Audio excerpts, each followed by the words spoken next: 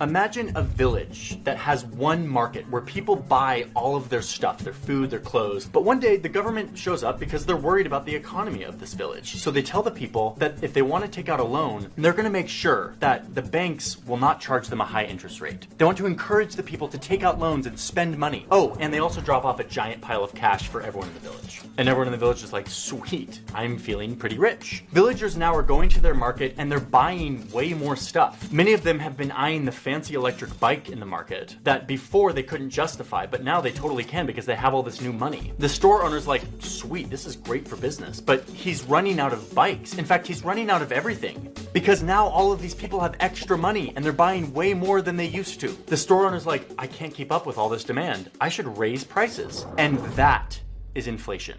But the village is all of us, and the market is the entire economy. When there's extra money floating around and people want to spend it faster than businesses can make stuff, then all of the businesses in all of the industries raise their prices, and that is inflation. It's a natural part of the economy. It's kind of a good thing in small doses because it means that the economy is growing. The store owner has now doubled his prices on bikes. The interest rate is super low, so he takes out a loan to build a new factory to make bikes. This is good. He's growing a business. But the government money eventually runs out, and his prices are still double. But now the store owner has no one to come buy all of his new bikes. And now he has this factory and more employees, but no customers. He has to shut down the factory, lay off everyone, and slowly start lowering his prices. This is called recession. When COVID shut down the world, governments gave us money, free money. They're like, don't panic and hoard all your money. Instead, spend and borrow and keep the economy going. Here in the US, they literally sent us $3,200 checks. They gave $600 a week to people who were unemployed for months and months and months. They gave subsidies to people with kids. They increased spending on food stamps. I mean, trillions and trillions of dollars of stimulus money. This was vital aid to people in need.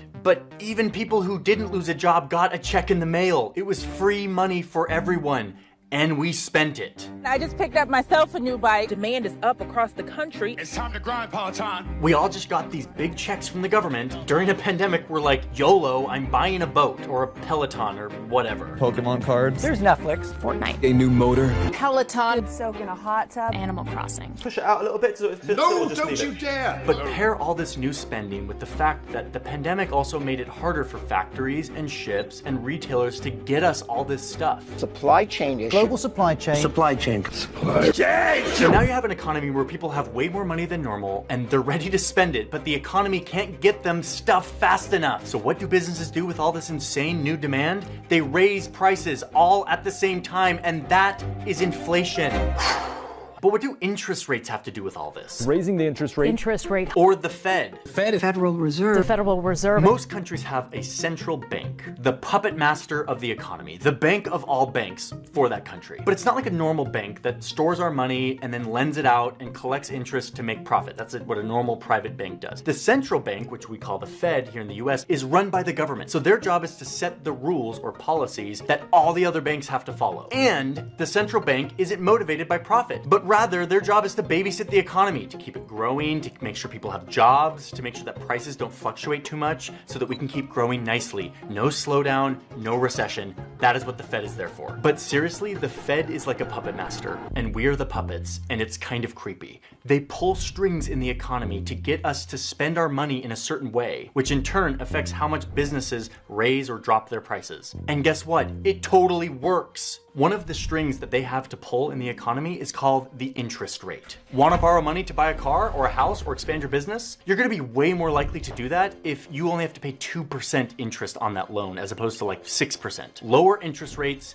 equal people and businesses want to borrow and spend money. So during the pandemic, the central bank was like, we need everyone to spend money. So they lowered the interest rate and people borrowed and people spent, and it totally worked. So a low interest rate helps stimulate the economy. But once again, we're in this same place where there's now too much money to borrow and spend and not enough goods and services to spend it on. So what do businesses do all at the same time? They raise prices to meet all this new demand all at the same time. And now your money is worth less, and that is inflation. Home prices rising at their highest Astronomical bidding wars. Rents are going up. By nearly 24%. So that's what's happening right now. All the prices are rising kind of at the same time. What that means is that your $100 bill is now worth 8% less than it was last year. Like the same money is worth less because your purchasing power just got diluted. And imagine if that keeps happening. Like instead of 8%, it's 50%. Now your $100 bill is worth what $50 used to be. And that's when people start to freak out. And our economy that's built on human psychology starts to falter, and we fall into a recession or a depression even, if it gets real bad, which is exactly what the Fed is built to avoid. So they're back to pulling their strings, and they've started raising rates. The Federal Reserve is raising interest rates. The Federal Reserve taking action to try and curb rising inflation. They're gently raising the interest rate to cool down all of this hardcore spending and borrowing. See if they can steer the ship back on course, and let's hope it works.